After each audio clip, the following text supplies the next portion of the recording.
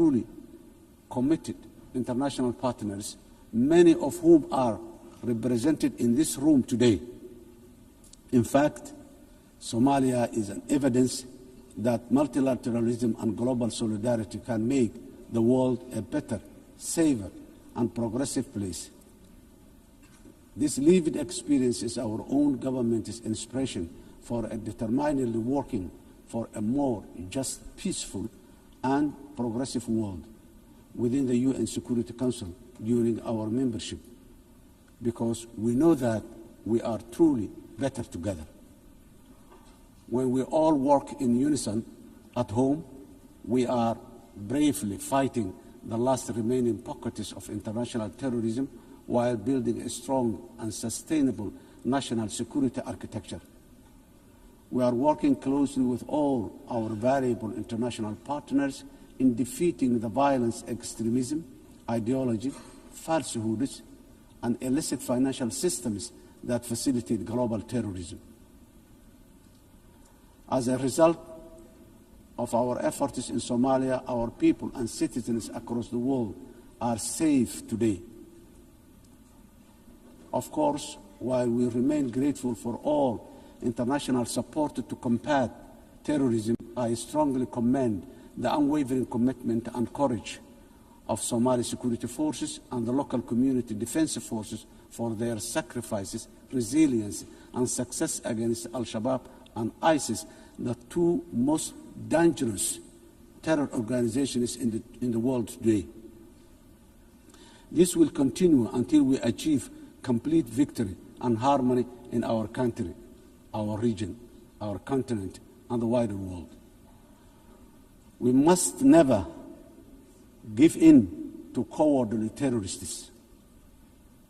Excellencies, ladies and gentlemen, our government has embarked on a historic journey to undertake universal suffrage elections in Somalia for the first time in 57 years. Somalia was Africa's first democratic nation in the 1960s, and we are proudly returning to that path of inclusive governance once again. Today, our national election registration process is ongoing, and more than 40 independent political associations have registered to participate in the upcoming elections. Our national experience is that nothing is better than a people-centered, a people-led, guided by the rule of law to build a unified and prosperous nation in our country. Financing development, the sustainable development goals are the blueprint for achieving dignity, justice, and equality through real investment in human capital, job creation, and social protection for the most vulnerable in all our communities. However, it was very clear from the fourth financing for development conference in Seville earlier this year that the financing gap between our ambitions and the reality are very far apart. Today, developing nations are facing the terrible shock of high debt burden, higher cost of sovereign borrowing, and expenditure on recurrent shocks, which is impossible to budget for annually. The traditional economic model of forecasting predictable expenditure supported by clear revenue streams is no longer this simple. Governments of the developing nations are also now subjected to real-time investment cuts in core developmental activities, including health, education, and basic infrastructure. This is because of realignment of the already dwindling development assistance they use to receive from the developing nations. This is not sustainable, and if we, as a community of nations, are to achieve collective developmental progress together. Excellencies, ladies and gentlemen, in Somalia, we are taking responsibility of our own economic development by building on the successes of our recent reform based on the debt relief.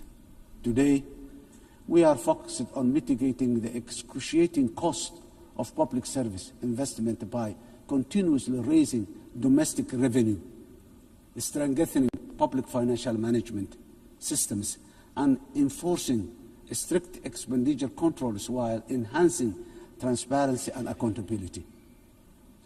Furthermore, we are committed to benefiting from strategic location and natural resources through trade with our region and the world.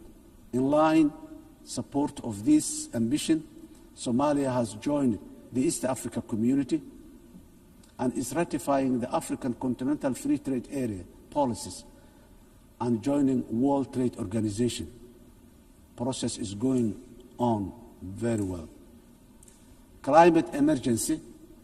We are also resolute in our commitment to combat the devastating impact of climate change in the most vulnerable communities, especially those who are unable to mitigate and adapt effectively. Climate change is wreaking havoc across the world, with the most vulnerable countries suffering systemic and repetitive meteorological and socio-economic shocks. These devastating economies, destroying livelihoods and diverting limited public resources towards mitigating and adaptation responses, which take away from other vital social investment like education and health. The impact of climate change is forcing governments in developing countries, including my own, to make impossible financial trade-offs, which hamper our own aspiration for investing in resilience and development. Around 10% of the developing nations' budgets are diverted to responding to climate change. This needs to be addressed urgently through developed industrialized nations by meeting their financial obligations for climate crisis. They continue to exacerbate the climate crisis that continue to exacerbate.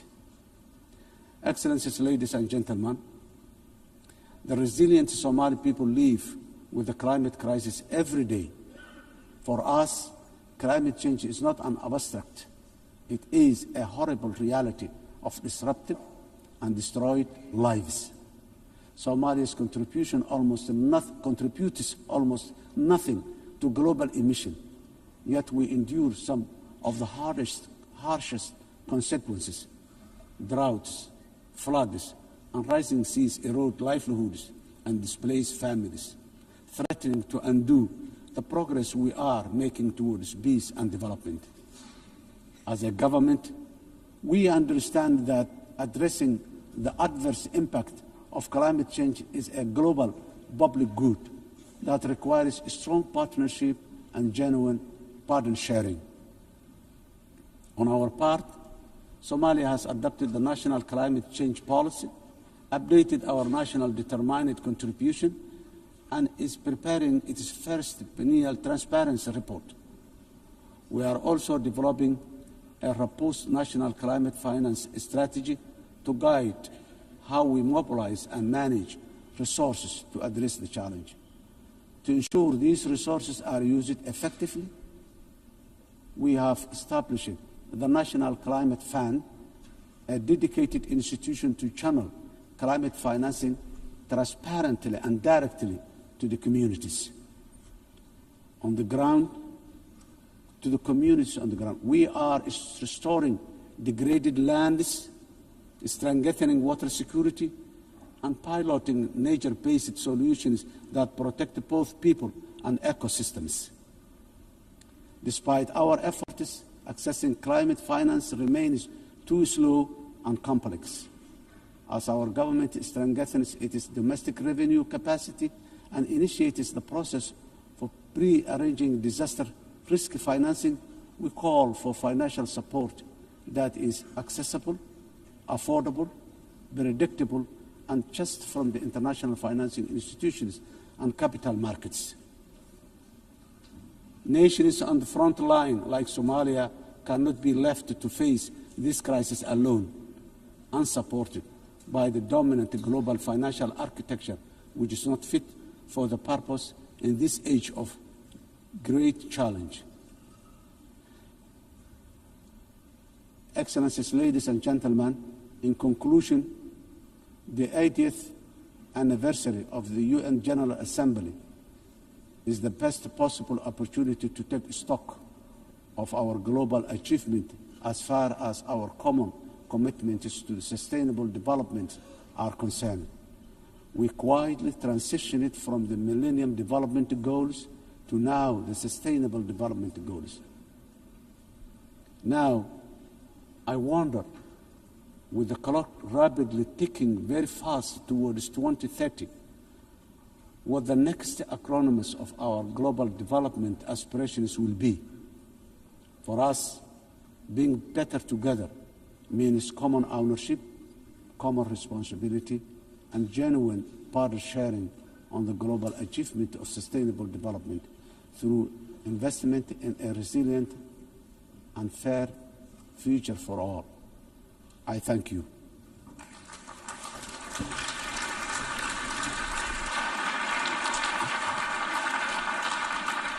On behalf of the Assembly, I wish to thank the President of the Federal Republic of Somalia.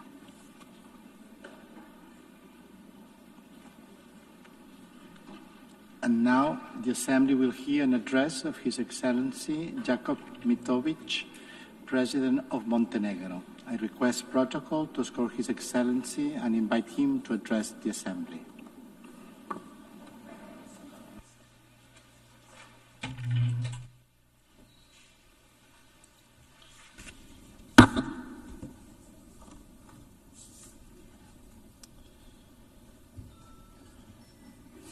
Mr. Speaker, Excellencies, ladies and gentlemen, allow me to convey my warmest congratulations to Her Excellency Annalena Baerbock on her election as the President of the 80th session of the General Assembly. This election is both historic and inspiring, as she is only the 5th woman entrusted with this very high responsibility.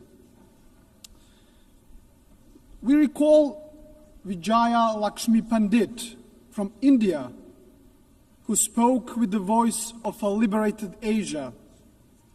Angie Brooks, a Liberian diplomat and a judge who championed the rights of small states and women in Africa.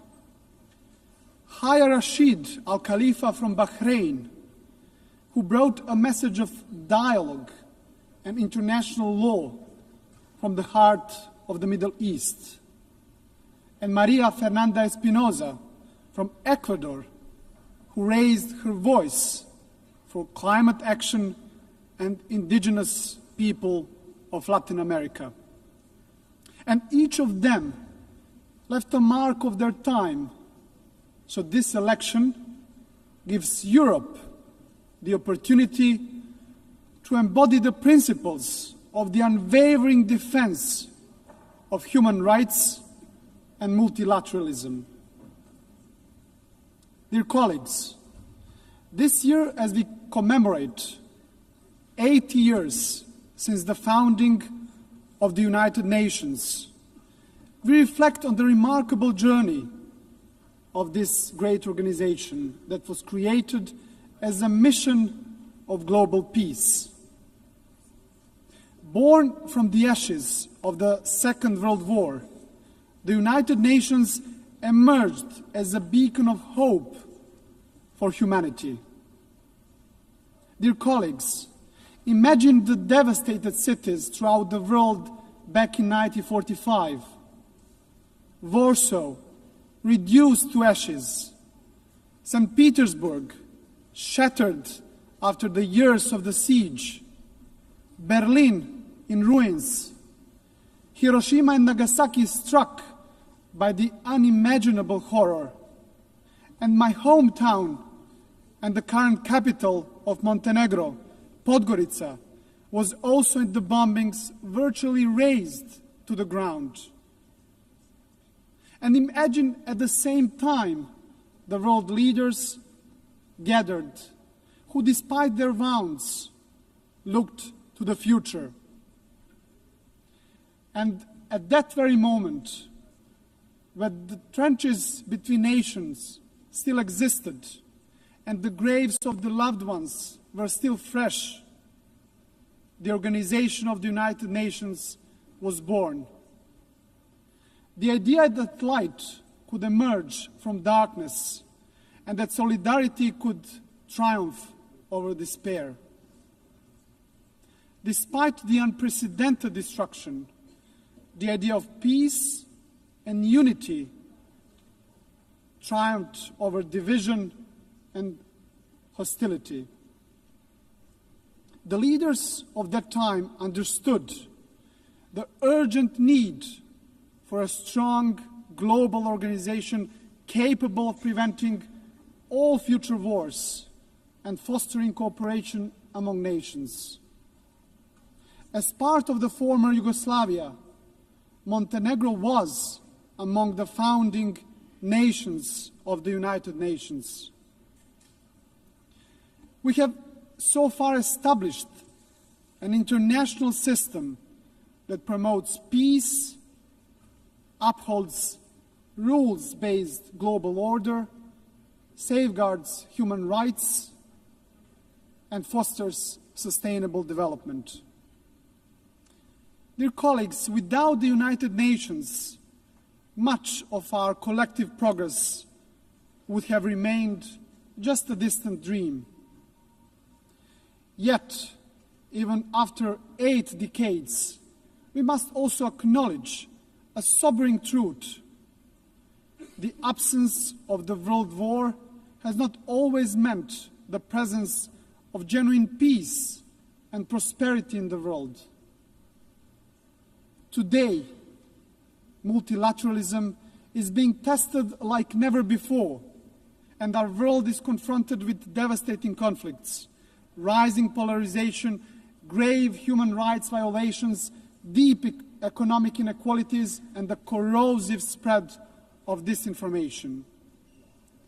Those challenges remind us of one essential fact.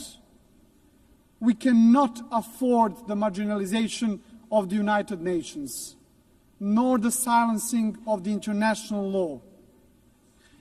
Dear colleagues, now more than ever, we need to renew our commitment to the founding principles of the UN Charter.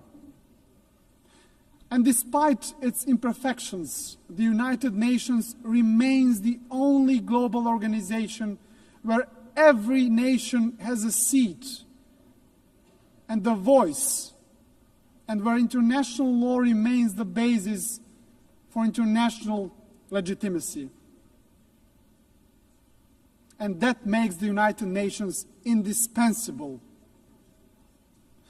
Ladies and gentlemen, since regaining our independence back in 2006, Montenegro worked hand in hand with the United Nations to advance reforms in sustainable development, human rights and good governance, and in line with our European Union membership aspirations.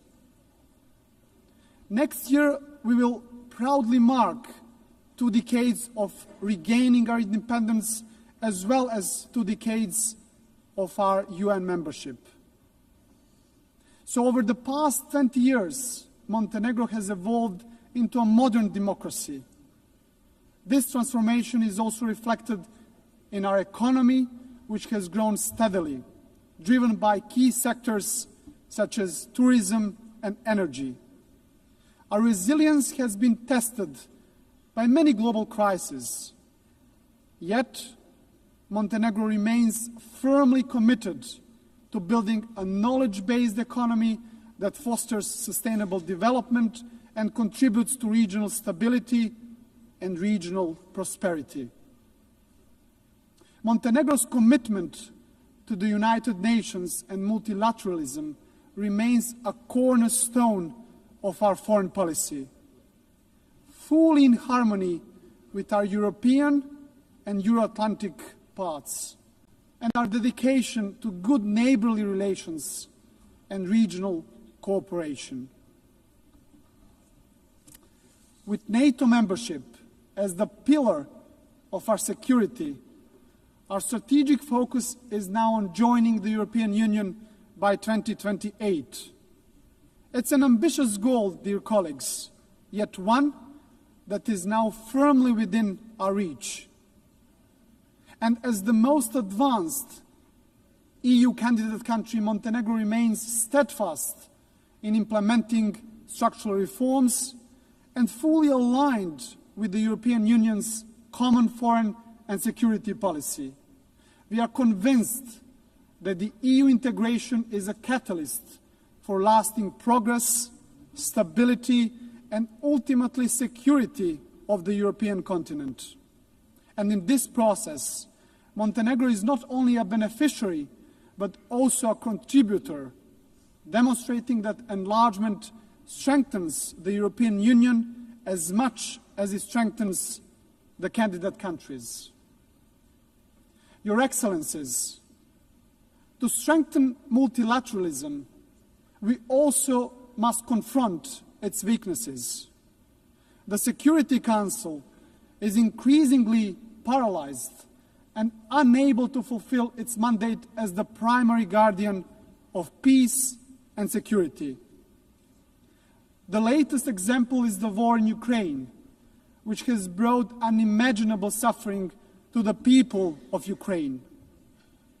And Montenegro welcomes recent diplomatic efforts of the international community led by the United States aimed at achieving a just and lasting peace. And we sincerely hope that these efforts will succeed. At the same time, Montenegro is deeply concerned about the unfolding humanitarian suffering of the Palestinian people in Gaza. And we call for an immediate ceasefire. Montenegro also strongly condemned the horrific terrorist attack by Hamas on October the 7th, 2023, and calls for unconditional release of all hostages. Montenegro has consistently supported a peaceful resolution of the Israeli-Palestinian conflict based on the two-state solution in full accordance with international law and relevant United Nations resolutions. And this is why we also endorsed the New York Declaration on the peaceful settlement of the question of Palestine and the implementation of the two-state solution. Dear colleagues, dear delegates, Montenegro fully supports the implementation of the UN Pact for the Future, as well as the Seville Compromise, a renewed global commitment for financing sustainable development, as important steps in strengthening our collective capacity to respond to global challenges. And we also believe that the upcoming second World Summit for Social Development must move decisively beyond reflection and analysis and deliver concrete, tangible solutions that will improve lives of people across the globe. Ladies and gentlemen, back in 1991, Montenegro proudly became the world's first ecological state, a milestone that proclaimed our commitment to the highest principles of environmental protection, the preservation of nature, and the pursuit of sustainable development. UN Agenda 2030 remains our guiding light for sustainable development, and Montenegro takes pride in being among the first countries in the world to integrate all the SDGs into its national framework almost a decade ago. A further important step in advancing the implementation of the 2030 Agenda was the creation of the SDG Acceleration Fund, a powerful mechanism for financing SDG goals. Ladies and gentlemen, for Montenegro, the priority is clear, which is to create conditions that will enable our young people to build their future at home, offering them equal opportunities to thrive. and by insisting on the value of knowledge and ensuring equal access to education, we strive to reduce inequalities and empower our citizens to reach their full potential. Ladies and gentlemen, climate change must be tackled globally and urgently. And it is no longer just warnings from the scientists. It is floods that swallow villages and cities, fires that destroy forests, fields, and homes, and delaying a more decisive action on the international scale means gambling with the lives of those who live today, but also of the future generations. Dear colleagues, rapid technological change, and particularly the rise of the artificial intelligence, must be harnessed in a safe, responsible, and inclusive manner. Technology should be an evolutionary gift to humanity, developed, founded, and guided with social responsibility, serving the greater good. Ladies and gentlemen, globally, human rights and fundamental freedoms continue to face serious challenges. And while significant progress has been achieved in advancing women's rights since the adoption of the Beijing Declaration, much remains to be done. In this regard, Montenegro is fully committed to gender equality. We have harmonized national policies with the best international standards, strengthened our institutions dedicated to the protection of women's rights, and promoted women's leadership in all spheres of our society. Your Excellencies, as we celebrate today 80 years of shared achievements, our collective task is to reform the United Nations and prepare it for the challenges and opportunities of the future. Criticism of the UN reflects not just on the organization itself, but on all of us as member states. For it is we who have created it, who guide it, and who bear responsibility to strengthen it. This is why Montenegro strongly supports the Secretary General's reform initiative, UN80. It must not be seen as a mere bureaucratic exercise, but embraced as a commitment, a solemn commitment that the United Nations of tomorrow will be more agile and more efficient. And at the heart of these efforts must remain the UN's three key pillars: peace and security, sustainable development, and human rights, as the bedrock of all United Nations action. To conclude, dear friends, Montenegro is firm in its conviction that the United Nations must remain the cornerstone of peace, international law must prevail over force, and the rule-based order must be further strengthened. For without these principles, there can be no trust among nations, no true security, and no hope for a just and lasting peace in the world. And let me, at the end, quote the most famous writer from our part of the world and the Nobel Prize laureate, Ivo Andrić, who wrote in his masterpiece, The Bridge on the River Drina, "Of everything that man erects and builds in his urge for living, nothing is, in my eyes, better and more valuable than bridges. They are more important than houses, more sacred than temples, for they belong to all and are equal for everyone. Dear colleagues, this timeless truth reminds us that bridges are not only structures of stone, but structures of peace. It is a dialogue that builds bridges, and it is only through bridges that nations can walk towards peace. So our task is not to be passive heirs of history, but active builders of a better legacy.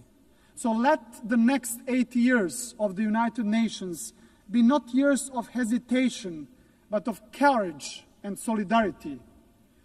So guided by these values, Montenegro will continue to build bridges, strengthen dialogue, and work tirelessly towards a future of stability, future of progress, and future of common success, fully aligned with the very spirit and mission of the United Nations.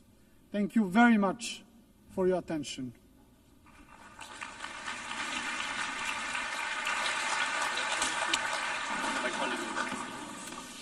On behalf of the Assembly, I wish to thank the President of Montenegro. In accordance with Resolution 80/1 of 19 September 2025, I give the floor to the distinguished observer of the Observer State of Palestine to introduce an address by the head of the state. Bismillahirrahmanirrahim. سعادة أنالينا بيربوك رئيس الجمهورية العامة Compassionate, Her Excellency Annalena Baerbock, President of the General Assembly, His Excellency António Guterres, Secretary General of the United Nations, Your Excellencies, Highnesses, and Heads of Delegations, may the mercy and blessings of God be upon you.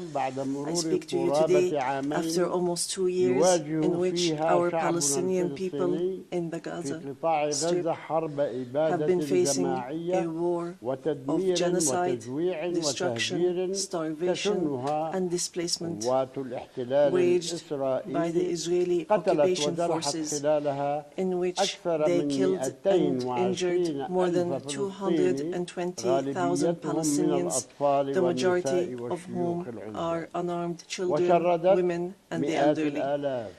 A war in which they displaced hundreds of thousands and prevented the entry of food and medical supplies and caused the starvation of 2 million Palestinians. They imposed a stifling siege on an entire people and destroyed more than 80% of homes, schools, hospitals, churches, mosques, facilities, and infrastructure. What Israel is carrying out is not merely an aggression. It is a war crime and a crime against humanity that is both documented and monitored, and it will be recorded in history books and the pages of international conscience as one of the most horrific chapters of humanitarian tragedy in the 20th and 21st centuries. In the West Bank, including East Jerusalem, the capital of the State of Palestine, the extremist Israeli government continues to implement its settlement policies through illegal settlement expansion and developing projects for annexing settlements.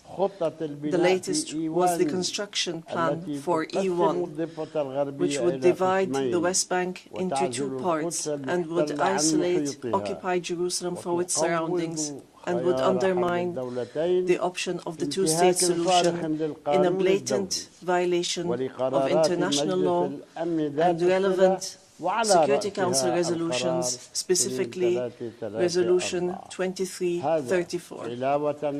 Furthermore, the Israeli Prime Minister announced a plan for what he calls Greater Israel, which we reject and completely deplore, and which involves expanding into sovereign Arab states. In addition to the brutal attack against the sisterly state of Qatar, which we condemn and see as an escalation that is grave and a blatant violation of international law, which requires a decisive intervention and deterring procedures and measures for such expansionary plans.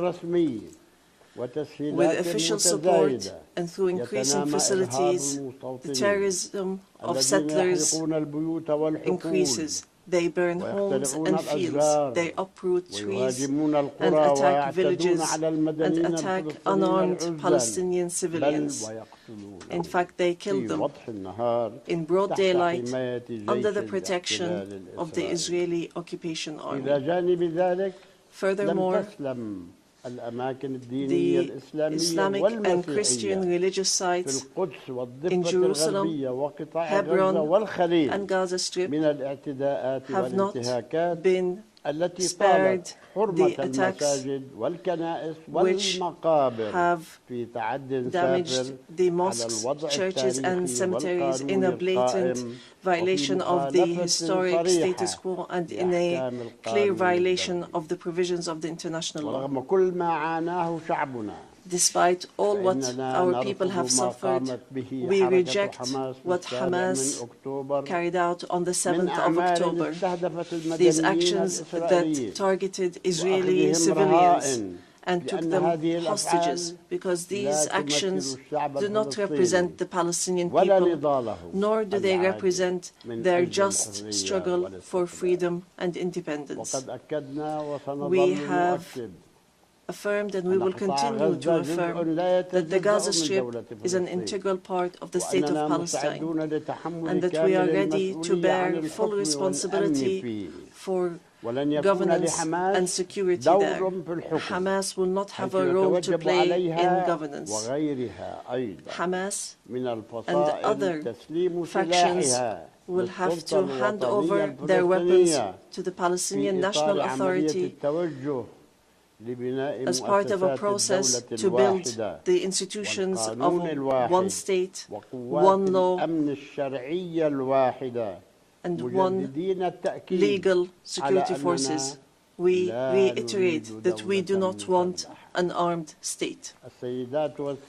Ladies and gentlemen, our wounds are deep and our calamity is great. 7 million Palestinians are still living the tragedies of the Nakba and displacement since 1948. Our people in the West Bank, including East Jerusalem and in the Gaza Strip, are still living the tragedies of the Israeli aggression and occupation for decades. Years that our people have spent under occupation, killing, arrest, and settlement, and the theft of money, property, and lands. And this still continues without any deterrent or accountability.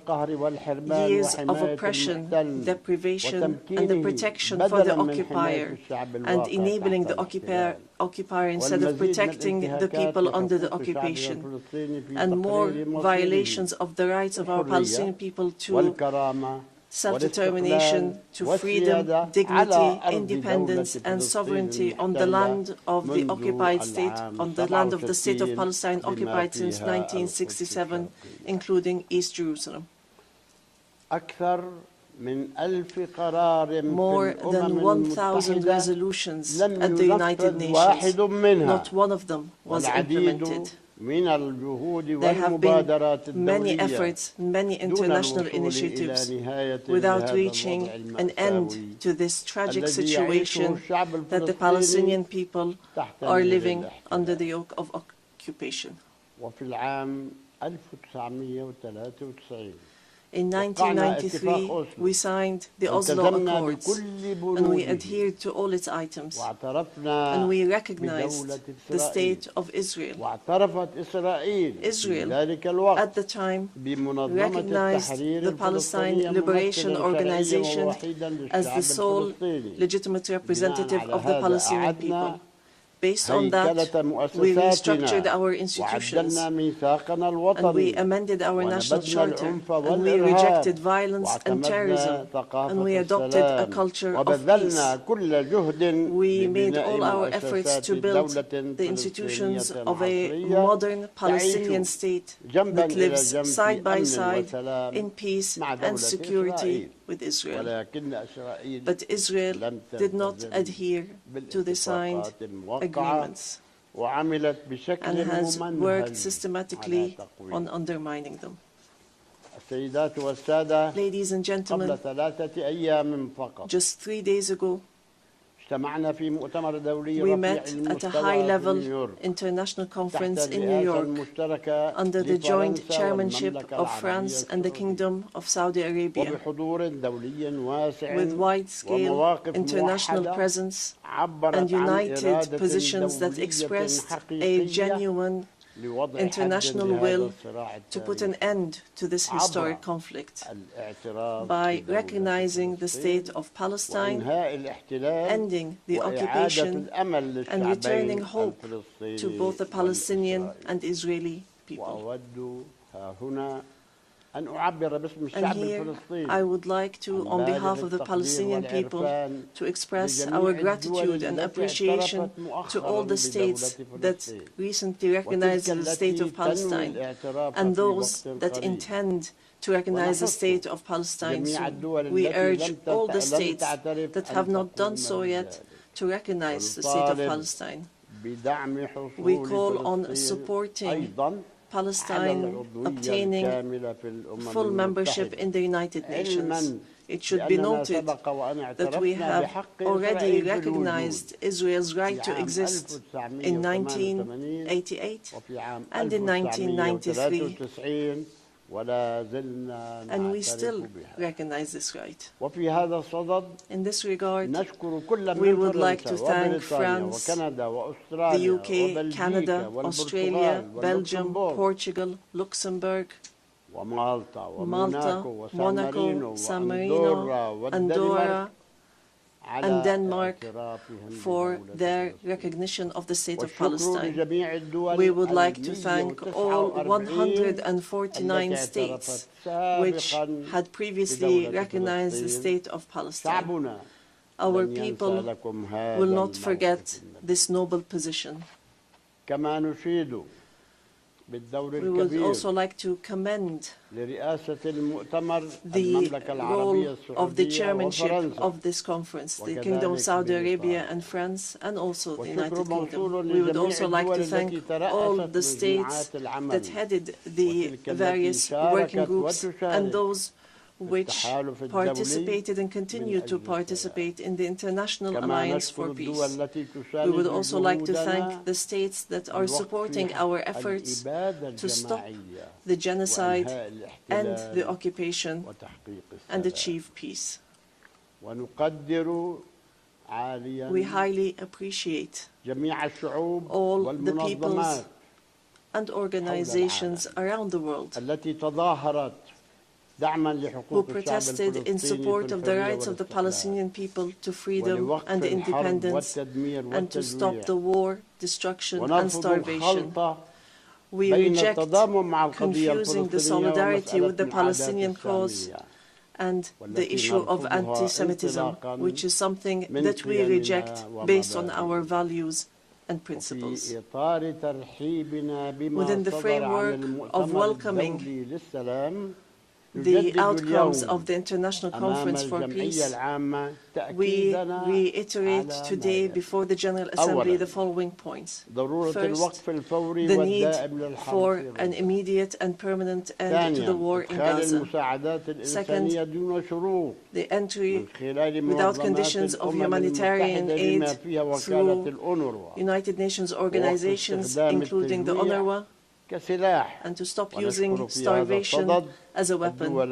And here we would like to thank the brotherly and friendly states and organizations that have been sending aid. Third, the release of all hostages and prisoners on both sides. رابعاً Fourth, الانسحاب الكامل the complete withdrawal of the occupation from the Gaza Strip and the rejection of the plans for displacement and putting an end to settlement, the terrorism of settlers, and the theft of Palestinian lands and property under the headline of annexation and stopping the aggression against the status quo in holy sites. These are all unilateral actions that undermine the two-state solution in Gaza, the West Bank, and Jerusalem. Fifth, the state of Palestine should take their full responsibility, starting with the Administrative Committee for the Gaza Strip, which is chaired by a minister in the Palestinian government, to manage the affairs of the Gaza Strip for a temporary period, and then to connect that with the West Bank, all through Arab and international support, and with Arab and international presence to protect civilians in Gaza and support the Palestinian forces under the umbrella of the United Nations, rather than being a replacement. Sixth, to guarantee that the residents of the Gaza Strip remain on their lands without displacement, and to implement a recovery and reconstruction plan in both the Gaza Strip and the West Bank. Seventh, releasing the Palestinian tax money that is being held by the State of Israel unjustly, and lifting the economic siege and the barriers from the Palestinian cities, villages, and refugee camps. Eighth, supporting our national efforts towards reform and conducting presidential and parliamentary elections within a year after the end of the war. The practical procedures has begun. A committee has been assigned to draft a temporary constitution, and it will end its work within 3 months, so that we move from authority to state. We want a modern and democratic state that abides by international law, the rule of law, and multilateralism, and the peaceful transition of power. And we are extremely keen to empower women and the youth. Ninth, we declare that we are ready to work with U.S. President Donald Trump and with the Kingdom of Saudi Arabia and France, the United Nations, and all partners to implement the peace plan that was approved in the conference that was held on the 22nd of September, in a way that would lead towards a just peace and regional cooperation. Ladies and gentlemen, today we say clearly, peace cannot be achieved if justice is not achieved, and there can be no justice if Palestine is not freed. We want to live in freedom, security, and peace like all other people on earth, in an independent, sovereign state on the borders of 1967, with East Jerusalem as our capital, in security and peace with our neighbors. We want a modern civilian state that is free of violence, weapons, and extremism, one that respects law, human rights, and invests in people, development, technology, and education, not in wars and conflict. The time has come for the international community to do right by the Palestinian people, so that they may obtain their legitimate rights to be rid of the occupation and to not remain a hostage to the temperament of Israeli politics, which denies our rights and continue in their injustice, oppression, and aggression. We are continuing to move forward, and we will continue our peaceful, legal and diplomatic fight to obtain our rights.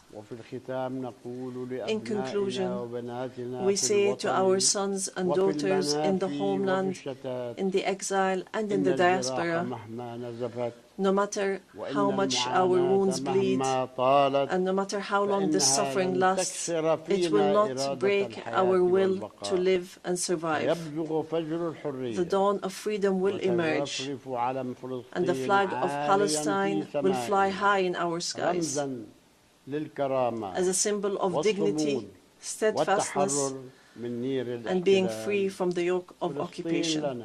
Palestine is ours. Jerusalem is the jewel of our heart and our eternal capital. We will not leave our homeland.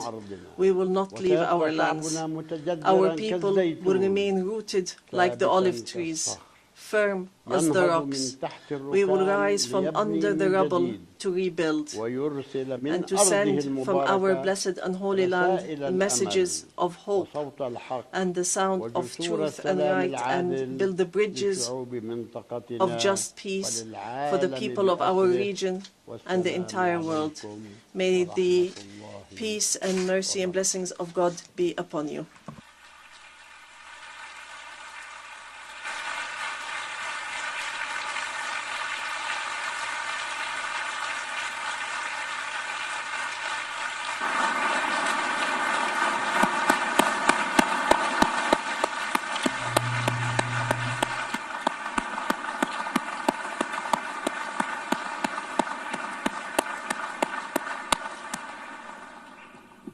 On behalf of the Assembly, I wish to thank His Excellency Mahmoud Abbas, President of the State of Palestine.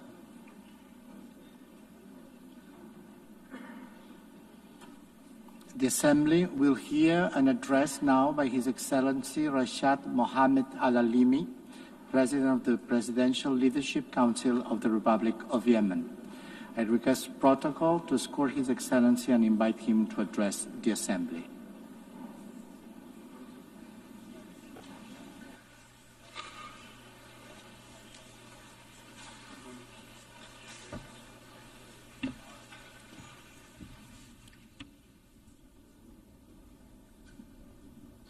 In the name of God, most gracious, most merciful. My statement today will be entitled For Yemen, for the world.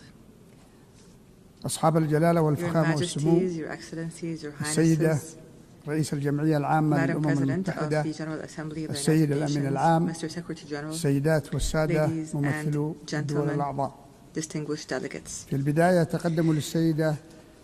I would first like to offer Madam Annalena Baerbock and her friendly country, the Federal Republic of Germany, I'd like to offer them our sincere congratulations on her election as President of the United Nations General Assembly.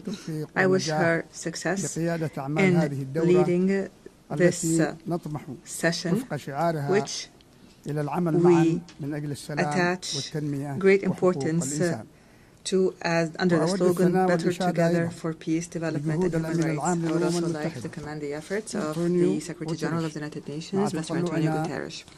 We look forward to working with these two leaders of the United Nations to champion peace and human rights in Yemen and to offer protection to the relief staff that have been kidnapped by the terrorist Houthi militias that are backed by the Iranian regime.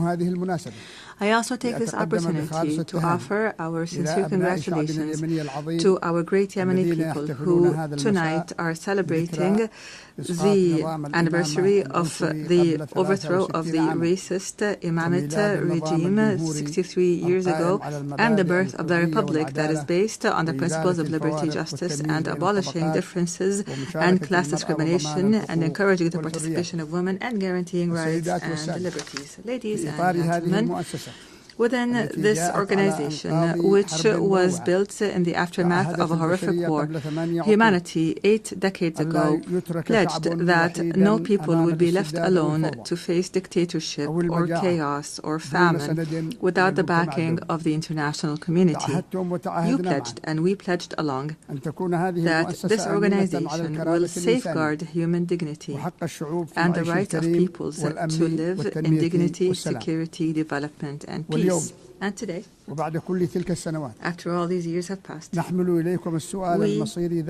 pose to you the same hateful question from the Yemeni people, whether these values and principles continue to exist or not, or else what would it mean for our country to be left hostage to the Iranian regime's expansionist schemes and its militias that use hunger as a weapon, religion as a tool, and maritime passages as a means of blackmail. What does it mean for this country with an ancient history to become one of the most dangerous hotspots of terrorism, cross-border terrorism in the world? Therefore, we are here today not simply to speak of the epic confrontation of the Yemeni people against the most violent and arrogant of terrorist organizations at all. Rather, we are here to build on what was achieved and to call on the world once again to take action and not simply to take note, and to achieve the salvation that we have promised our people, not simply a repetition of statements of the past.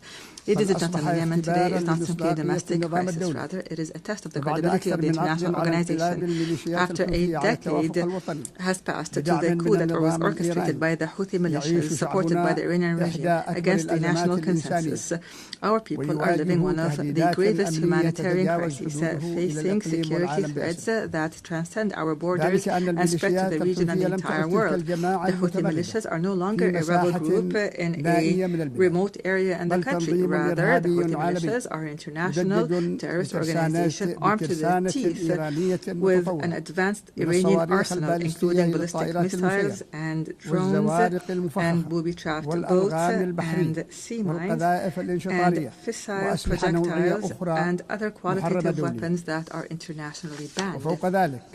In addition, this outlaw group supports networks that smuggle drugs and utilize new technologies to disrupt communications and guidance systems in an attempt to transform Yemen into a laboratory to experiment with the weapons of its supporters. These are not simply tools of war. Rather, this is a scheme to redraw the map of Iranian influence in the region. And those who are lenient with this group today must imagine how tomorrow will be when the Red Sea and maritime passengers fall prey permanently to this terrorism. Therefore, ladies and gentlemen, the past years have proven that the policy of conflict management, by offering more incentives, has only brought more disaster and destruction. Moreover, the policy of containment has given the Houthi militias the time and the resources to further expand its arsenal. The United Nations was unable to protect its own staff who were kidnapped in Sana'a, unable to protect the oil installations and the commercial ships. It has become clear that the peace we seek cannot be asked for, but must be imposed by force. Ladies and gentlemen, it has become incumbent upon the world to reconsider its position on the Yemeni situation. On the one side, there is a widespread national front that believes in international legitimacy and adopts the values of partnership and democracy and maintains local diversity and popular participation and works on building the institutions of the state. This is the front that I represent today, myself and my brothers, the members of the Presidential Council and the government, which is a member of the United Nations and represents all Yemenis, men and women alike. In return, we have an exclusionary, sectarian, fascist organization that does not believe in the principles of international diplomacy and which conducts cross-border terrorism and adopts an authoritarian theocracy that is opposed to human rights, which is embodied by the Houthis and their supporters. Unfortunately, the disregard by many of the essence of the Yemeni crisis has encouraged the Houthi militias to go further in threatening peace regionally and internationally, and targeting energy sources and maritime passages, and even kidnapping and abusing United Nations staff. Ladies and gentlemen, I have spoken to you from this podium in the past. And at the time, I asserted that the government of the Republic of Yemen is always ready to embrace a comprehensive peace, even if that includes making painful concessions, as long as they come in the interest of the Yemeni people. However, and after our efforts to maintain peace have failed, it has become necessary to move collectively and firmly to impose peace. Therefore, I call on you today to form an effective international coalition to restore security and stability to Yemen, a coalition that would rebuild the institutions of the state and would liberate the country from the clutches of the militias and all forms of terrorist groups. Ladies and gentlemen, the United Nations General Assembly, in its 80th session, seems to be in dire need to prove to its members that international law is not simply a myth, and that the rules-based international order is not simply a selective call. Yemen and Gaza, in this context, are the moral testing ground of this important organization. They are the place where we can definitely confirm that the might of right is still able to confront the right of might. And here, the Palestinian cause lies in the heart of this issue as a wound that continues to bleed, and the central cause of the Arab people, which is now also witnessing an important transformation to the overwhelming recognition of an independent state. And here we would like to express our sincere gratitude to our brothers and sisters in the Kingdom of Saudi Arabia for their efforts, along with their French partners, to achieve these unprecedented political gains. We'd also like to confirm here our full support for the Palestinian Authority and the two-state solution in accordance with international resolutions and the Arab Peace Initiative, and we call upon the rest of the member states to recognize Palestine and to support the rights of its people and their dignity. And at the same time, we reiterate our rejection of the use by outlaw militias of this just cause that has as a trading card, which has only brought Palestine more isolation and destruction. Your Majesties, Excellencies, and Highnesses, in the midst of the suffering of the Yemeni people that has lasted for 11 years, our brethren have not left us alone, namely the Kingdom of Saudi Arabia, the United Arab Emirates, who have not only worked to protect the Yemeni state from collapse, but for the entire region from falling into the clutches of the Iranian scheme. They have presented a practical model of strategic partnership based on development. The world must adopt this model and not simply watch it. At the end of last week, our brothers in the Kingdom of Saudi Arabia once again announced additional economic aid to the country's budget and basic services at a time when the Yemeni government is facing extreme financial bottlenecks. And we hope that the international community would join this effort so that we could keep millions of Yemenis alive. Mr. President, ladies and gentlemen, the title of my statement today was For Yemen, for the world. We are not calling upon you today to simply work for Yemen, but for the entire world. Yemen must not be left to fall prey for blackmail and terrorism, because this would mean opening the door to more victims, and this would deliver a blow to the credibility of this organization and its principles. What we ask from you are not new statements, but international action, firm international action to support the legitimate government as a trusted partner on the ground. The time has come to launch an international coalition that will liberate Yemen from terrorism and rebuild its national state, and would guarantee the security and the world, the security of the region and the world from the dangers of cross-border terrorism. And this is what we call for, to regain sovereignty in our country and put an end to the chapter of militias once and for all. I thank you, and peace and God's blessings be upon you.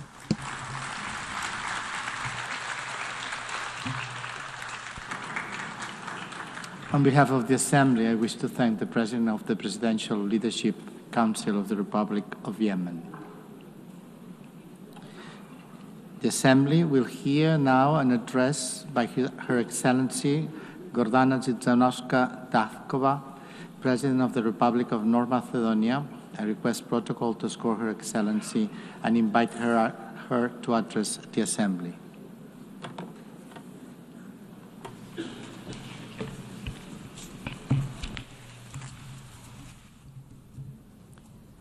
Почитувана председателка на Генералното събрание на Обединените нации, госпожа Аналена Барбок, почитуван генерален секретар на Обединените нации, господин Гутереш, членки ексцеленции, дами и господа. Како темел на международното право и мултилатерализмот, Обединените нации спречија нова светска војна, превенираа бројни конфликти и ги увлажија последиците од многу хуманитарни кризи. They have helped many nations embark on the path to sovereign equality, lifted millions of extreme poverty, and educated entire generations. They have inspired a global movement for rights and freedoms, for social justice and equality. They have raised awareness of environmental protection and mobilized humanity in the fight against climate change. For these and many other achievements, the United Nations, its agencies and leaders have won no less than 12 Nobel Peace Prizes. Nevertheless, the United Nations today face a geopolitical and geoeconomic earthquake that is shaking the foundations of the post-World War II order. Today's crisis stems from deep tectonic shifts, undermining the principles that shaped the world for the past 80 years. A new geopolitical era is emerging before our eyes. Instead of acting together on the urgent challenges such as peace and security, climate change and environmental destruction, artificial intelligence and growing inequalities, we seem to be heading towards a post-Hobbesian state of war of everyone against themselves. Instead of a single international order, parallel orders seem to be emerging, each with its own rules, values and interests, often directly against one another. Being paralyzed and isolated when most needed, I wonder if the United Nations is turning into the League of Nations. The signs are all around us. Instead of creating a sense of shared future, humanity is facing wars and loss of humanness. With international humanitarian law increasingly ignored, hunger is weaponized and humanitarian workers are targeted. Amid everyday violence, the world is oscillating between nihilistic pessimism and hedonistic escapism, between hopeless lamentation and heartless indifference, as in the first decades of the 20th century. The tremors of the international order have opened deep geopolitical fault lines. One of the most active is in Ukraine, where war has been raging for 3.5 years. Russia's aggression is a flagrant violation of the Charter of the United Nations and a direct threat to international peace and security.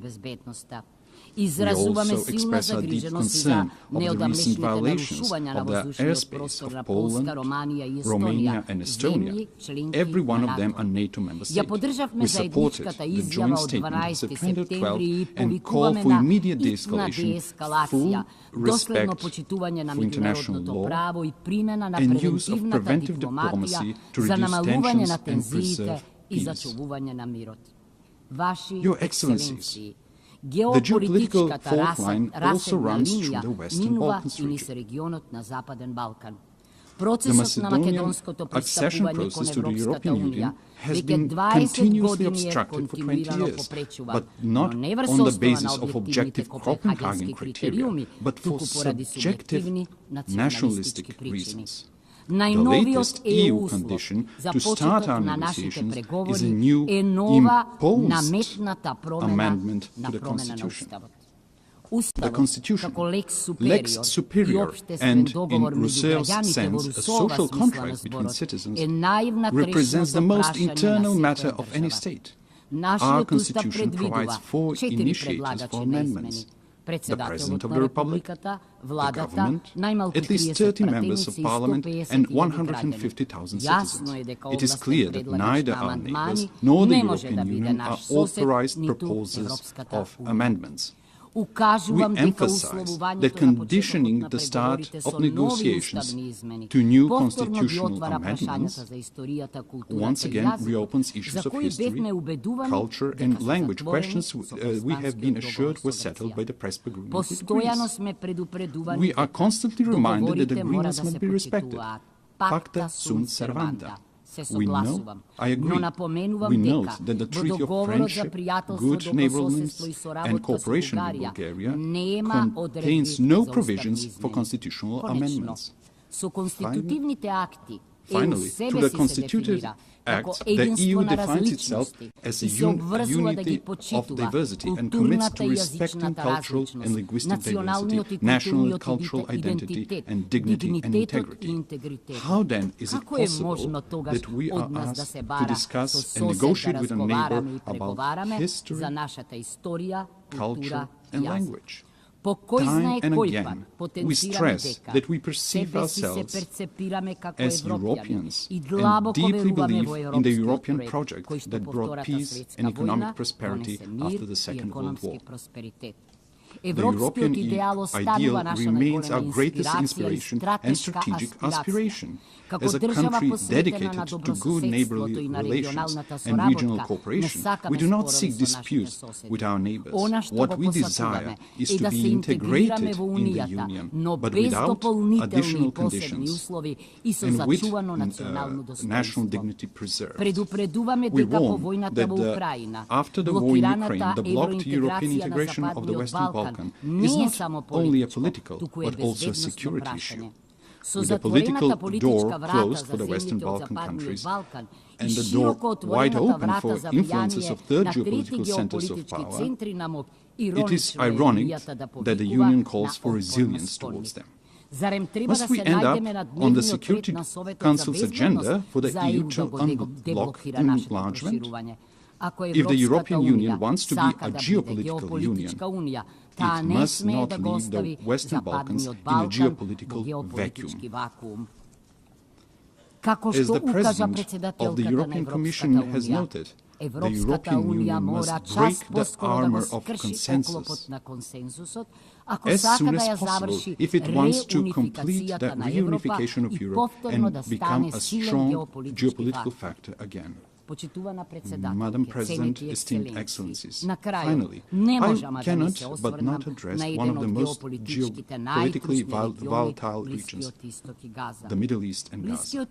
The Middle East has an ancient and rich tradition of interreligious and inter-ethnic coexistence. History has shown that diversity, when respected, can be a source of cultural enrichment and long-term peace. But also, history teaches that violence, regardless of its origin, deepens divisions, prolongs human suffering, and distances the parties from a just and comprehensive solution. We are convinced that sustainable peace in the Middle East can only be achieved through dialogue and diplomacy, in accord with international law.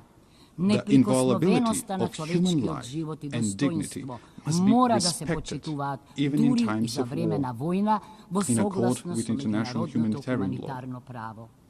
In that spirit, we reaffirm our support for international efforts aimed at de-escalation, inclusive dialogue, and direct negotiations. Esteemed Excellencies, these geopolitical fault lines and tensions point unequivocally to the following.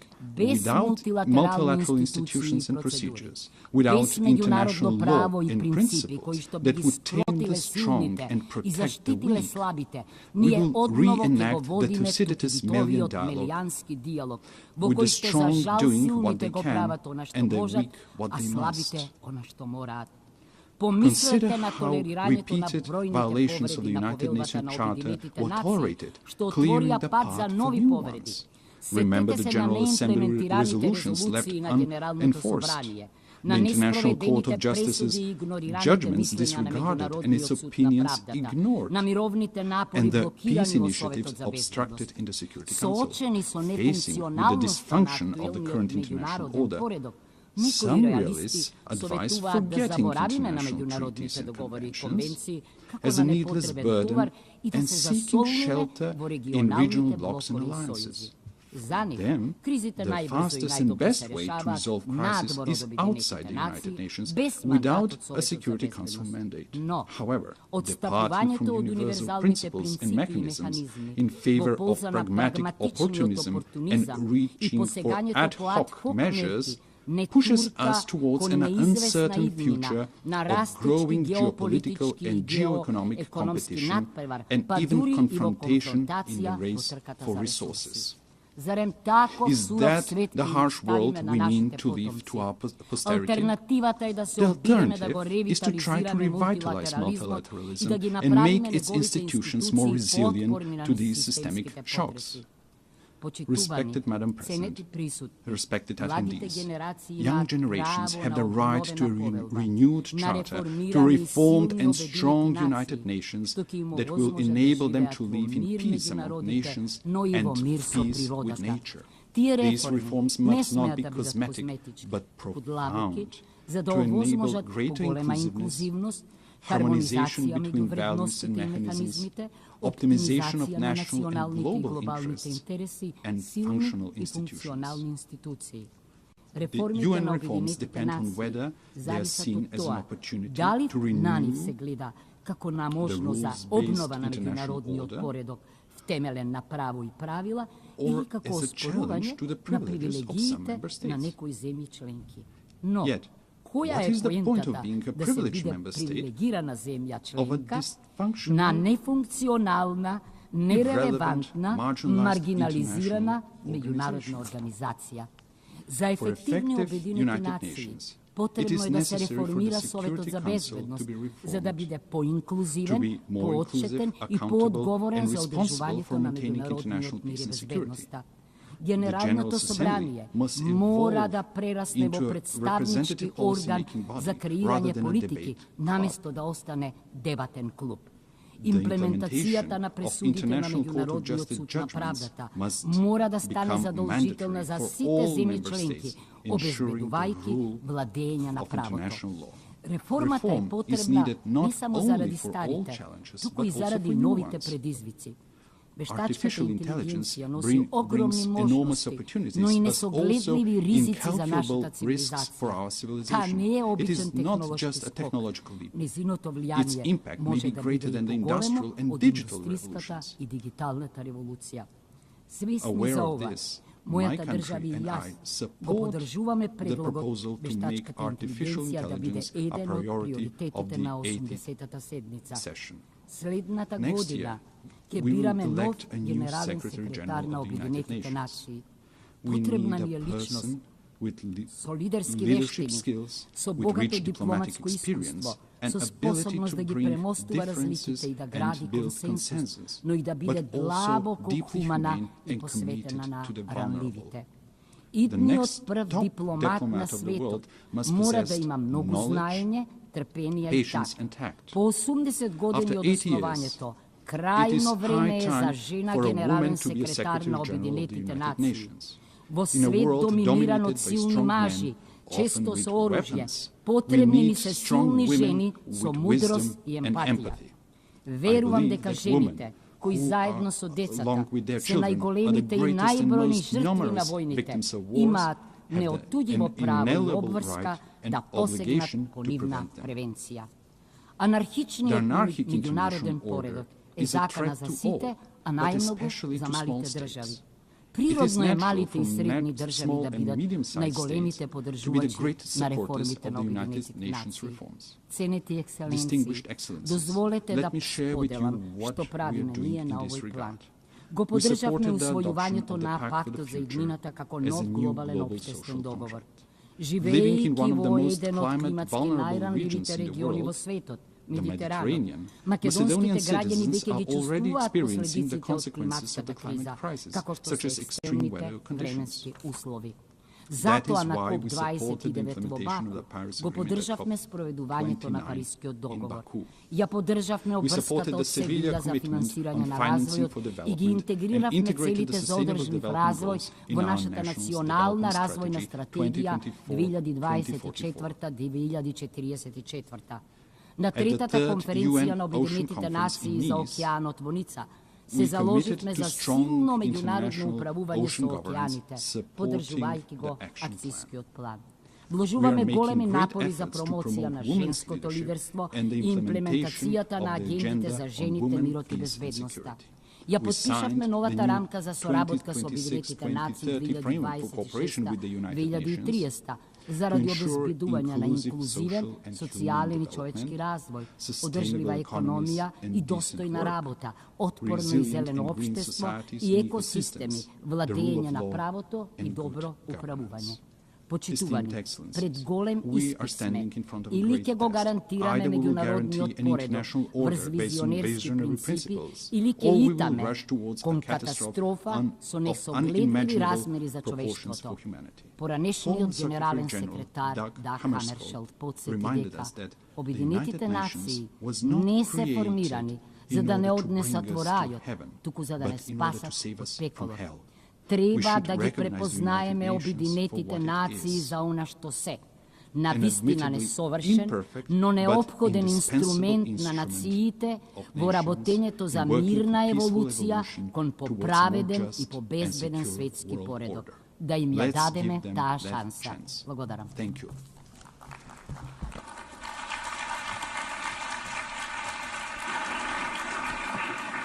On behalf of the Assembly, I wish to thank the President of the Republic of Macedonia.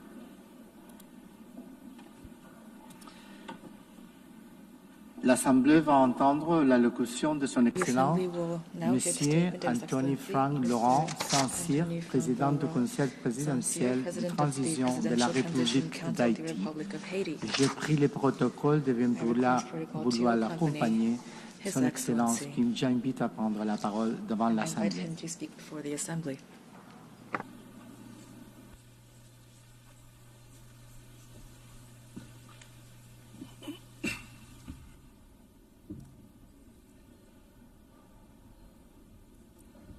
Madame la Présidente de l'Assemblée générale, Madam President of the General Monsieur Assembly, le Secrétaire général, Secretary General, Excellences, Mesdames, Messieurs les chefs d'État et de gouvernement, Mesdames, Messieurs les chefs de délégation, distingués délégués, distinguished delegates, it's with a sense of gravity and a great deal of hope that I convey the voice of Haiti and the greetings of a dignified and resilient people which, despite hardships, is claiming for itself and for all of humanity three universal promises: development, respect for human dignity, and peace. Peace, which is now an absolute imperative for the Haitian people. On behalf of this people, Madam President, I would like to warmly congratulate you on your election as President of this Assembly. I also would like to thank Secretary General António Guterres for his unwavering commitment to our organization and his constant and multifaceted support for the Republic of Haiti. Ladies and gentlemen, the theme of this session, Better Together, 80 years and more for peace, development, and human rights, honors the outstanding work carried out over the past decades. It also recalls the importance of remaining unified and resilient in the face of the unprecedented crises threatening the future of the planet, as well as international peace and security. Today, hunger is threatening millions of lives. Armed conflicts are multiplying and extreme poverty is deepening, causing forced migrations that jeopardize international stability and that put solidarity between nations to the test. In addition to these challenges, we also are dealing with climate change, a rise of terrorism, mass atrocities, transnational crime, the erosion of human rights, and disinformation. We cannot turn a blind eye to the urgent need to strengthen our healthcare systems, to ensure just energy transition, and to promote gender equality and youth inclusion. These issues require us, the world leaders, to shoulder our responsibility to build a UN that is better adapted to the challenges of today and the hopes of tomorrow. We must ensure that all of our actions, including technological breakthroughs such as artificial intelligence, foster peace, development, and human dignity. Ladies and gentlemen, just a 4-hour plane ride from here, a human tragedy is unfolding, one of the most devastating of our hemisphere. Every day, innocent lives are extinguished by bullets, fire, fear. Entire neighborhoods are disappearing, forcing more than 1 million people into internal exile and annihilating memories, investment, and infrastructure. Thousands of children have been deprived of their fundamental right to education. Thousands of young people are condemned to despair. Hundreds of women and girls have been raped, and they will forever carry the scars of this violence in their bodies and souls. Almost half of the population is facing acute food insecurity. The healthcare system is collapsing. Hospitals are being vandalized, burned, or forced to shut down. Doctors are fleeing. Lives are being lost due to a lack of treatment. Even the treatment for persons with HIV and tuberculosis is under threat. This is the face of Haiti today, a country at war, a modern-day Guernica, a human tragedy at the doorstep of America. Only a 4-hour flight from here. It's important to say this. Haiti is experiencing a war between criminals that want to impose violence as their social order and a population, an unarmed population that is fighting for human dignity and freedom. The response must be firm and determined. Today, the international community must stand alongside Haiti and take large-scale measures, not half steps. A strong, coordinated, and immediate action is needed. Silence and inaction are not an option. We must act quickly to protect lives, to protect the innocence of children, to provide youth with a future, and to allow citizens to decide their own future at the voting booth. Every minute lost means human lives sacrificed and an erosion of democracy. Haiti wants peace. Haiti expects peace. Haiti has the right to peace. Yes, ladies and gentlemen. Peace today is the most pressing need of the Haitian people. It is the raison d'etre behind our tireless battle, the battle between our security forces, led by our security forces and the multinational security support mission. Many policemen and soldiers have fallen in the war against criminal groups. We pay tribute to these heroes, Haitian and Kenyan, who have laid down their lives for their commitment to restoring peace and security in Haiti. Today, out of the 2,500 troops initially required and promised, there are only 1,000 members of the multinational mission on the ground. Their courage, combined with our own efforts, have not been sufficient to contain the security crisis. And yet we have increased by 40% the budget for our security forces. We've recruited new members. We have strengthened our troops and acquired more material and equipment. We must face the reality. Haiti is at the epicenter of an unprecedented regional threat. Powerful and heavily armed criminal networks are trying to destabilize our country and take over the economies of our entire common space. The new front lines of this battle are in our country, in Haiti. If we lose this battle on our soil, it would be futile to try to contain it in the rest of the region. That is why we must show the same determination, the same resolve, and the same unity that we showed in the fight against terrorism. Haiti could never overcome this challenge single-handedly. Today, it is crucial to mobilize a strong force with a clear mandate and with adequate material, logistical, and financial resources. In this regard, the lessons of the MMS and recommendations of Haitian experts must be taken into account. We also need heightened international cooperation based on intelligence sharing and on rigorous border control to curb the flow of arms, ammunition, drugs, and financing toward these gangs. Peace cannot be restored unless our regional partners take concrete measures to ensure their territories do not serve as a starting point or a transit hub for for this kind of trafficking. Approaches that failed yesterday will not save Haiti today. It is critical to listen to the voice of the Haitian people, to try new solutions that are stronger and more adapted to the realities on the ground. In this regard, we fully support the efforts made to transform the multinational security support mission. We also call for solidarity from the entire international community, especially for the commitment of members of the Security Council for a vote in favor of the resolution establishing a gang suppression force. That is why I would like to express on behalf of the Haitian people my profound gratitude to the United States and to Panama for this initiative, the implementation of which will mark a turning point in our fight against insecurity, which is suffocating our nation. I thank the administration of President Trump for the efforts made to provide support and resources in our common fight against the gangs, these enemies that are threatening both Haiti and the entire region. Today, the complexity of the Haitian crisis cannot serve as a pretext for endless talk, for drawn-out negotiations, or for stalemates caused by geopolitical considerations. Every day that we hesitate, criminal groups benefit. We urgently need to be proactive, to transcend divisions, to act together, to promote the values that bring us together, peace and human dignity.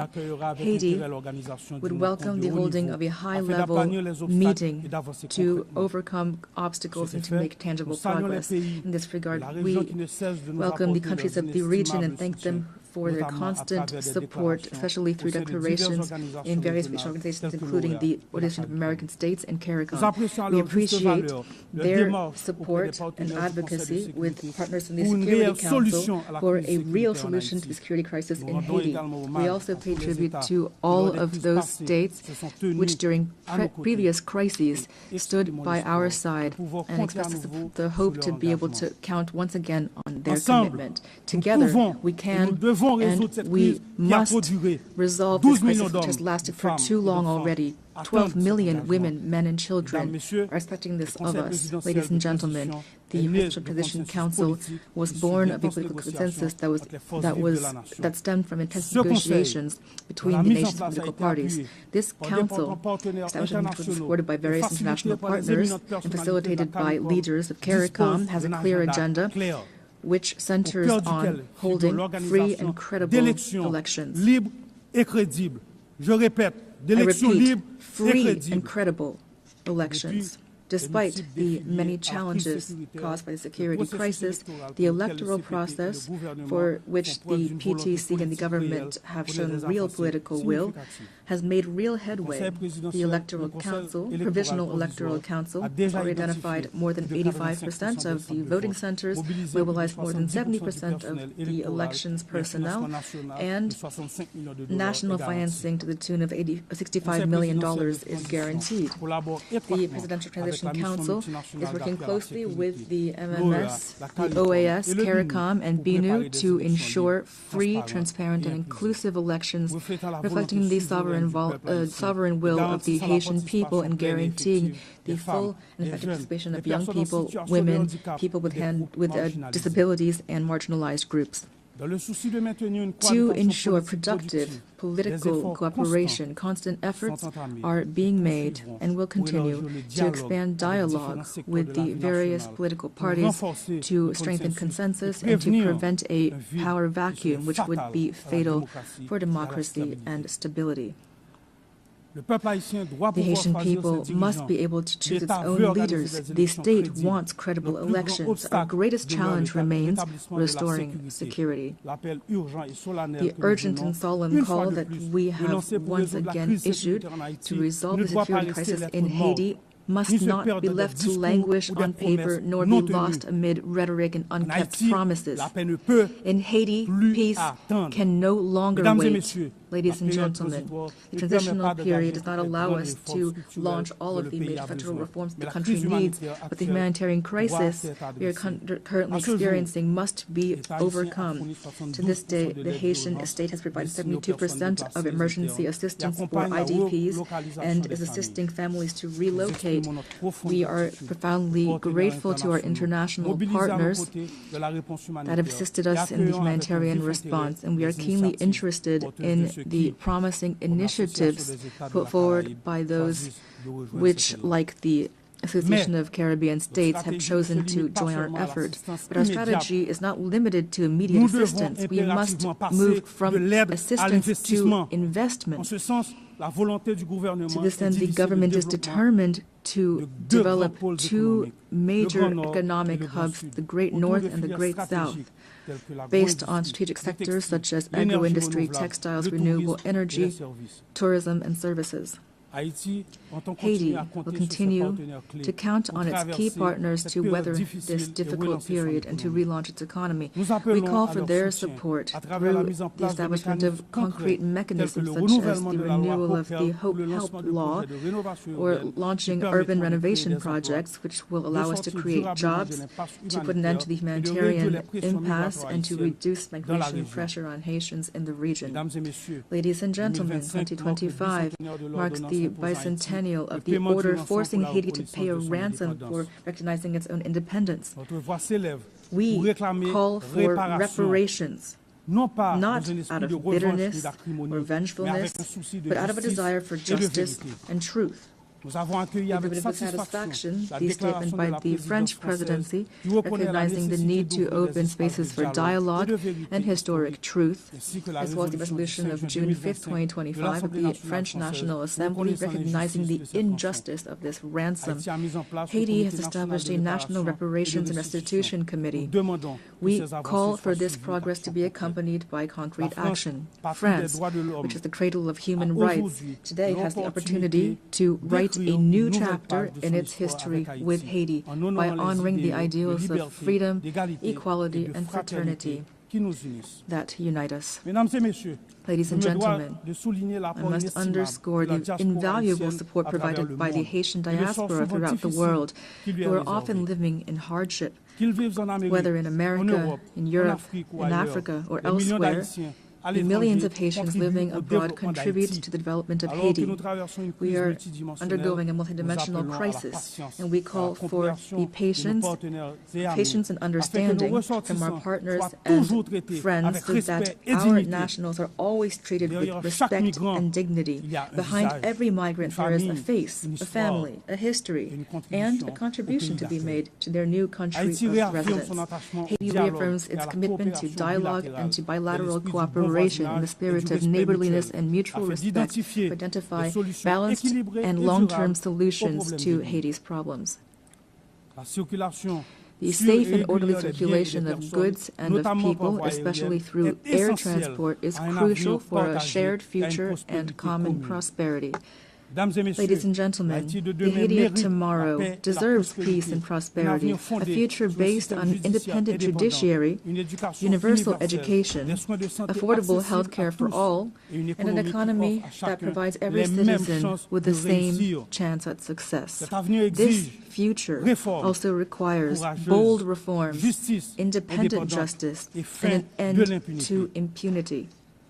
On April 16, 2025, we enacted a decree establishing two specialized judiciary bodies, one to litigate crimes and complex financial infractions, and another to prosecute mass atrocities and sexual violence. We're making progress toward making these bodies operational. We are prepared to continue down this path. This is not the time for Haiti fatigue. The international community does not have the right to turn away from Haiti's situation.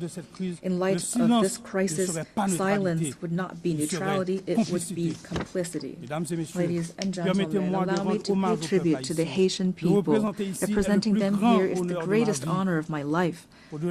Beyond my functions as president of the Presidential Transition Council of Haiti, I am a real, active Haitian citizen with a profound love for my homeland, a land of freedom and dignity, a land of courage and talent. Haiti is not not a nation that has given up. We are a great people, a people that stands together, men and women who have sacrificed for their homeland and for humanity. Haiti is not a playground for armed criminals, but rather it is a nation on its feet, comprised of dignified, resilient families who every day, despite terrible adversity, are fighting for a better future. I pay tribute to my fellow countrymen and women who are, without a doubt, among the most resilient people on earth. They deserve better.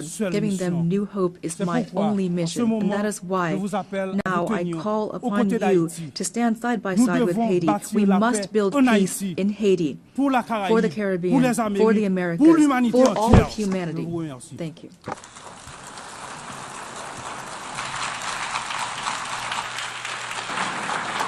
Au nom de l'Assemblée générale, je tiens à remercier le président du Conseil présidentiel de transition de la République d'Haïti. The Assembly will hear an address by His Excellency Mikhail Kabalashvili, President of Georgia. I request protocol to score His Excellency and invite him to address the Assembly. I can see it here. Yeah.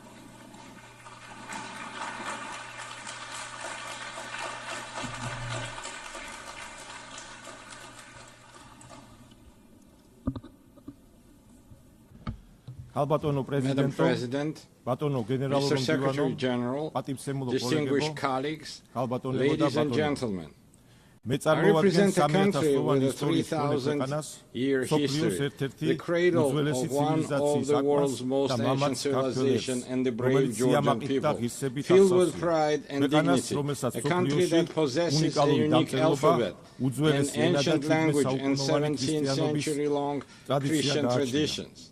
The history of Georgia is a continuous chronicle of our people's struggle for survival against invaders, through which we have miraculously managed to preserve our cultural identity, traditions, and national character. Despite centuries of continuous warfare with invaders, the cultural environment in Georgia has always been distinguished by exceptional humanism, tolerance, and compassion for others, tolerance, openness to others, harmonious coexistence and diversity form the cornerstone of our ancient culture, which is brilliantly reflected in Georgian polyphony, in our national traditions, and in the world-renowned Georgian epic Piotr Rustaveli's The Knight in the Panther's Skin. Georgia is a place where throughout history, no human has ever been oppressed or persecuted on ethnic or religious grounds. Quite the opposite. We have always been known for our profound sense of justice. I represent the Georgian people who know both the cost of war and the value of freedom and peace, a people who cherish their rich history and traditions, while at the same time facing with resolve the challenges that lie before our country. Amid a rapidly changing geopolitical landscape and unprecedented global challenges, such as ongoing conflicts, climate change, ideological polarization, cultural alienation, and war-driven humanitarian crisis, Georgia stands firmly as a guardian of dialogue, peace, stability, and sustainable development. Despite the many challenges surrounding us, we have managed to ensure the security of our people. The fundamental philosophy of the Georgian government remains to preserve peace, and no matter the cost, to spare our people from war. For the fourth year now, a horrific, bloody war has been raging in Ukraine, bringing catastrophic consequences and immense human suffering. Drawing on the bitter experience of the 2008 war, whose wounds have not yet healed for the Georgian people, we understand better than many the pain that the Ukrainian nation endures today. Now as before, Georgia expresses its firm and unwavering support for the Ukrainian people. As we deeply understand the importance of peace, Georgia contributes to the transformation of the South Caucasus and strives to turn it from a zone of conflict into a space of dialogue among civilizations and economic prosperity. We welcome President Donald Trump's peace initiative between Armenia and Azerbaijan, as well as his efforts to bring the bloody war between Russia and Ukraine to an end soon. Georgia has always supported and actively strived to establish sustainable and long-term peace in the South Caucasus, as well as to deepen trust and cooperation amongst its neighbors. For centuries, our country has been at crossroads of civilization and the space for dialogue among diverse cultures. Today, Georgia is reclaiming its historical role. Close relations with the countries of the South Caucasus and Central Asia, existing agreements with the European Union, and the Georgia's key position in the Middle Corridor all give our country a special significance, both within the region and across the Eurasian continent. Georgia is the shortest connecting route and natural bridge between Europe and Asia, the West and the East. Thanks to our geographical location and pragmatic foreign policy, Georgia is emerging as a multi-dimensional and multifunctional regional hub, both in terms of trade and energy transit. Georgia makes a significant contribution to the development of the Middle Corridor strategic route and does everything to ensure that the corridor becomes the fastest, most reliable and most stable connecting route between East and West. We are actively working with international investors, developing infrastructure and facilitating the creation of new energy transit routes, all of which ultimately enhance the connectivity between Asian and European markets. Within the framework of the Middle Corridor and its development, Georgia has launched strategically significant projects aimed at increasing the volume and intensity of rail, sea and air transportation. Among them, the railway modernization project has already been completed, while work is actively underway on the deep sea port in Anaklia, the new international airport in Tbilisi, and the Black Sea submarine cable project. These projects, on one hand, provide landlocked countries in Central Asia and the South Caucasus with maritime connectivity to the rest of the world. On the other hand, the projects are implementing health diversity energy routes. We are implementing health diversity energy routes, thereby significantly enhancing the energy security of Europe and South Caucasus. To promote the development of the Middle Corridor and enhance connectivity between the two largest markets, Asia and Europe, Georgia has been hosting the Tbilisi Silk Road Forum for 8 years.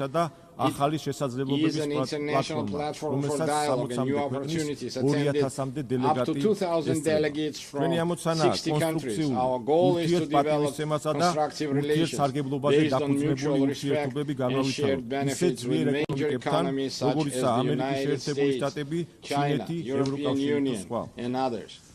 We are open to any dialogue and cooperation, but at the same time, we demand respect and fair and dignified approach. What the Georgian people will never accept is being spoken to in the language of ultimatums, blackmail or intimidation. Georgia is a faithful adherent to the fundamental principles of values of the United Nations and a dignified, responsible member of the international community, as evidenced by the considerable efforts by the current government of Georgia to improve the protection of human rights.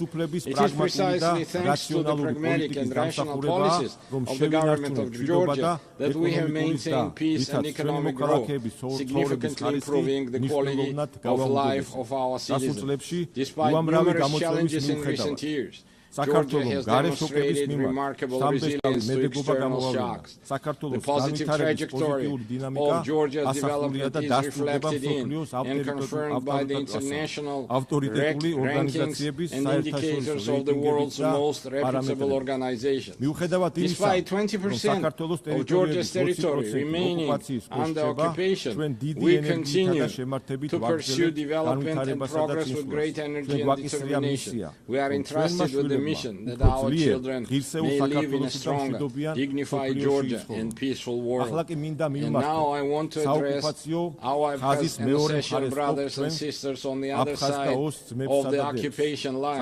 For centuries, we have written Georgia's history together, a history filled with the heroism of our ancestors, through our shared struggle for survival of our nation and the love for our motherland. We have never been a large empire imposing its rules on the others. We have always been a country proud of its diversity. Georgia is a place where civilizations have met, blended and balanced each other for centuries.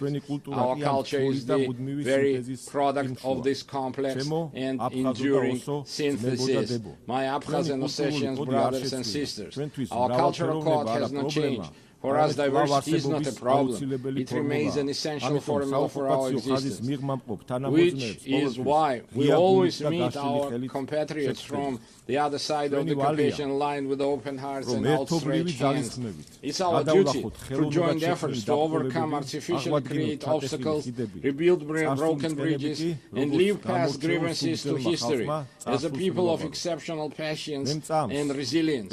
I believe that one day we will, together with our children, in a united, we will live with our children in a united, happy and developed Georgia, where nothing will stand in the way of our harmonious coexistence. Herewith, I would like to express my gratitude to the international community for its unwavering support of Georgia's sovereignty and territorial integrity. Georgia, like the entire world, is going through a pivotal moment in modern history. We live in a transitional era where the future of the international order remains uncertain. The United Nations must ensure our planet's transition to a peaceful, stable, and fair, multipolar international order. Georgia is responsible, as a responsible member of international community, is ready to support the United Nations in becoming the inevitable alternative to war and the principal guarantor of peace. I would like to reiterate that we are prepared and open, taking into account our national interests, to engage in dialogue with all parties on issues of global and regional significance. The current reality requires us to face difficult issues and initiate an open, pragmatic and result-oriented dialogue. I believe that only in this way we can overcome common global challenges and unlock new opportunities for the benefit of our countries, peoples and future generations. Thank you very much for your attention. May God bless humanity. On behalf of the Assembly, I wish to thank the President of Georgia. La Asamblea escuchará ahora un discurso del excelentísimo señor Luis Alberto Arce Catacora, Presidente Constitucional del Estado Plurinacional de Bolivia. Pido a protocolo que acompañe a su Excelencia, a quien invito a dirigirse a la Asamblea.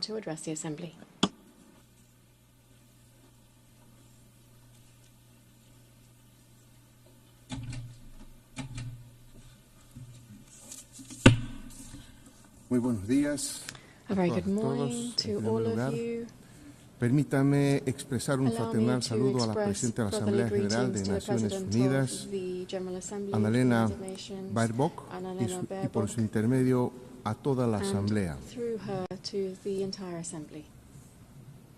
El 80º periodo de sesiones no es un dato cualquiera.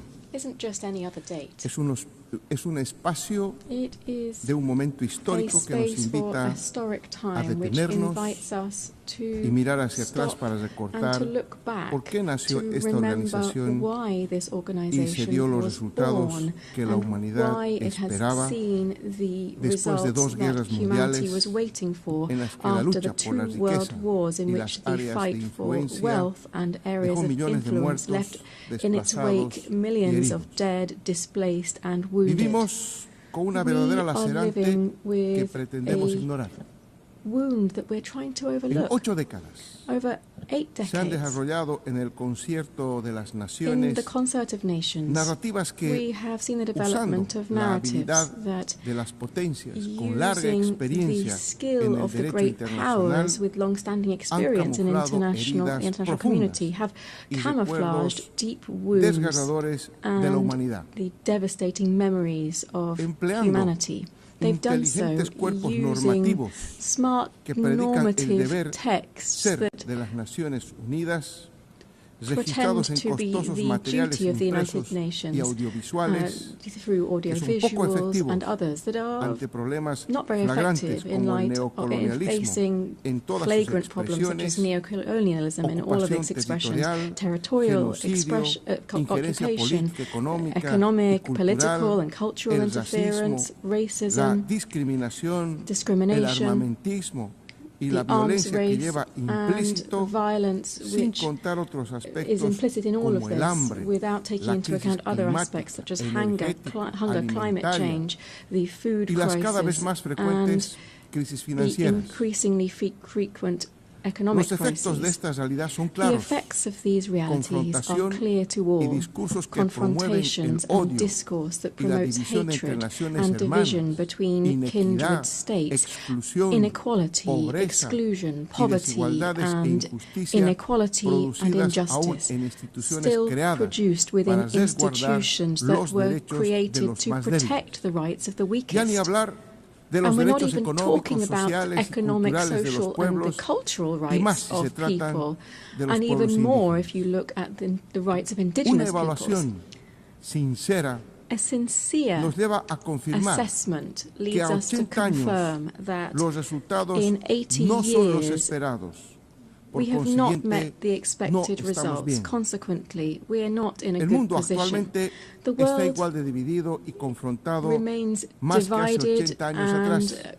confronted against En el itself mundo more than 80 years ago. existe mayor Today inequidad in en the la world there is distribución de la greater riqueza inequality que hace in 80 the años atrás. distribution of wealth than there was 80 Las years cifras de ago. pobreza, The poverty figures, desigualdad e injusticia, inequality en and lugar de injustice, reducirse, cada rather vez son than being mayores. curbed, is on the El riesgo increase. de que la paz The que aún risk exista that desaparezca any y que remaining una peace tercera should guerra disappear mundial and the de nuevo third tipo world enlute el war planeta would es muy overtake cercano the entire si no planet is reaccionamos a very tiempo. close if we don't react in time. El peligro The danger here de que el irrefrenable is desarrollo de las that fuerzas productivas en el the capitalismo, con unstoppable un mal empleo de la force of inteligencia capitalism artificial, with the misuse of artificial incremente la intelligence crisis would climática, increase the liquide al climate planeta y change convierta a la and inmensa would mayoría de la liquidate the población planet and would en convert the innecesaria, immense majority of the es population también into algo unnecessary no muy beings lejano. is also something that we No estamos can't bien. completely rule out. We're not in a good La place. ONU se erigió The UN sobre was established las on osamentas the que entre el basis 50 y of 70 the millones de vidas que foundations perecieron en el of the Holocausto skeletons y of la destrucción de the naciones que the quedaron en Holocaust ruinas, and no solo the- físicas, sino también not only morales, physical but also debido a la moral violencia que ruins aplicó el left fascismo, by the pero también fascist el naciente racism and imperialismo con el uso also de dos increasing bombas neocolonialism atómicas. with the use of 2 atomic bombs. Uno de los objetivos One of con que nació las the Naciones goals Unidas that gave rise fue to no the repetir la United barbarie Nations de la was guerra. to not repeat the barbarity Hoy of suenan war. los ecos Today de we tambores de hear guerra the en echoes todos of los the drums of continentes. war on all Se practica el continents. genocidio We por la see the sola practice decisión of de dos genocide on países, the sole decision of 2 de negarle countries. el derecho a ser libre y We soberano a un deny the pueblo. right to be free Se and usan sovereign armas to a sofisticadas people. en clara señal de Sovereign, provocación contra un país soberano y se sophisticated weapons are impulsa used against a una sovereign mayor country, militarización and de una increasing región con militarization la is being doble moral promoted within a de la region lucha contra las with drogas. double standards Y en esa in misma combating región the se war mantiene on un drugs. criminal bloque And at the contra un same pueblo time, y we su maintain Estado a criminal por el blockade solo hecho de against haber its conquistado people and su the plena state independencia for the hace sole más crime de of 6 having décadas. claimed its own independence more than 6 decades Las ago. guerras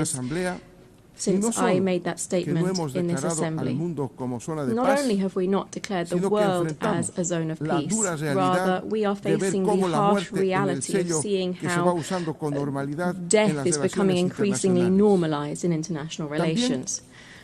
We also feel the threat of fascism in all of its variants to try to exploit and dominate peoples at the current time. The threat of death has made, is covering Latin America and the Caribbean.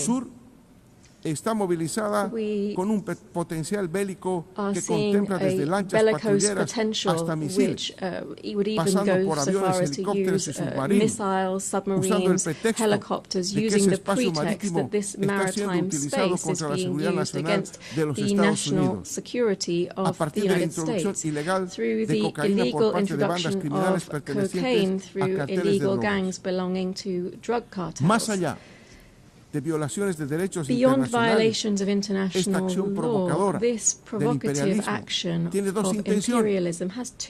Primero, la intervención sobre nuestra hermana República Bolivariana de Venezuela, que desde 1999 levanta en alto las banderas de la independencia efectiva, la libertad de su pueblo y la soberanía de su Estado, y que posee importantísimos recursos naturales, especialmente petróleo, que desde el norte se pretende controlar y apropiar. Segundo, intentar reconquistar el control de América Latina y el Caribe sobre la base de minar la democracia liberal, impulsar la militarización y emplear otras prácticas colonialistas que debemos llamar por su nombre. El imperialismo dice que interviene para luchar contra el tráfico de drogas y combatir el crimen organizado, lo cual es una falacia, pues si fuera verdad, empezaría a enfrentar efectivamente ambos hechos dentro de su propio país, donde la demanda de consumo de todo tipo de drogas es alta y en ascenso, y donde se plasman distintas modalidades de crimen organizado. In its origins, where we see different types of organized crime, what the United States is trying to do is to give our region the role of holding back the edification of a multipolar world and to submit it to its own interests. Added to these military actions, the images of which have been seen around the world, we see other types of devastating actions, such as those aimed at strengthening the economic blockade against Cuba. Billions of dollars are owed by the United States to the Cuban state due to these unilateral coercive measures, which are explained on the basis of rejecting the first communist revolution, which will never be destroyed.